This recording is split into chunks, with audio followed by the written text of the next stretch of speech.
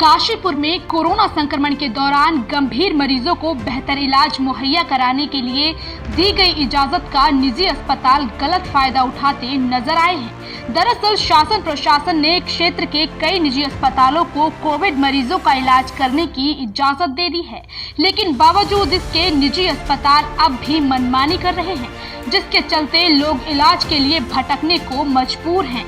वहीं इन मनमानियों पर रोक लगाने के लिए आज लगातार शिकायत मिलने पर स्वास्थ्य और पुलिस विभाग ने संयुक्त रूप से ऐसे अस्पताल में छापेमारी करके कई खामियां पकड़ी।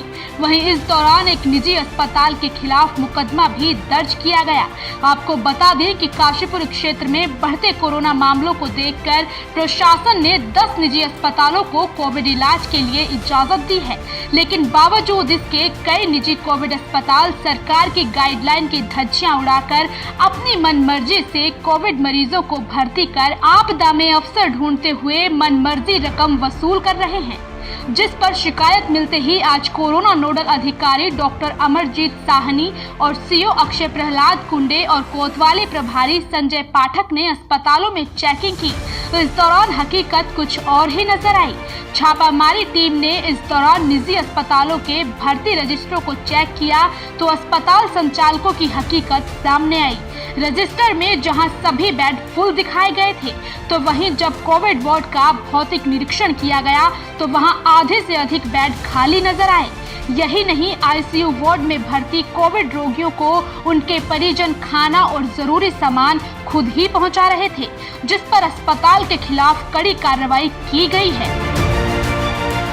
ये कार्रवाई का मेन कारण है बहुत ज़्यादा कंप्लेंट्स पेशेंट के रिश्तेदारों द्वारा की गई कि उनको मनमानी करके चार्जेस लिए जा रहे हैं। इतना पैसे देने के बावजूद ही आपको बेड मिलेगा, इस चीज़ को लेकर हरेसमेंट हो रहा है।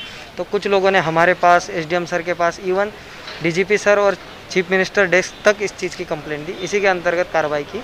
कार्रवाई का मेन उद्देश्य ये था कि जो गवर्नमेंट चार्जेस है, जो डिफाइंड है, वही लिए जा रहे हैं।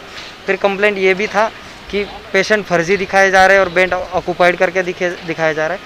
हम दोनों में भी हमें सत्यता पाई गई और इसी के अंदर एक प्राइवेट हॉस्पिटल पे हमने एफआईआर भी दर्ज की। किस हॉस्पिटल के खिलाफ? हॉस्पिटल स्पर्श हॉस्पिटल पे कार्रवाई की गई है, एक्सटॉर्शन के और 188 सीआरपीसी के अंडर कार्रवाई की।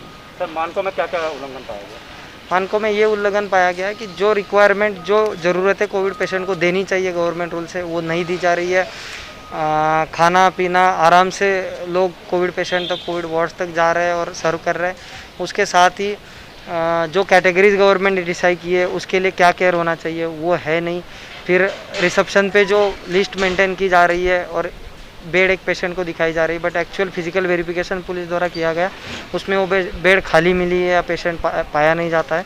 तो यही कार्रवाई में उद्देश्य था। कार्रवाई आगे जारी रहेगी? ये कार्रवाई जारी रहेगी और जो भी हॉस्पिटल गवर्नमेंट रूल से डेविएट होकर कुछ एक्स्ट्रा चार्जेस या एक्स्ट्रा डिमांड पेशेंट से करता है या मना करता है इसके लिए, तो उसमें कार्रवाई जारी रहेगी। इस टाइम कोविड महामारी से पूरा का पूरा जिला और हमारा शहर भी जूझ रहा है।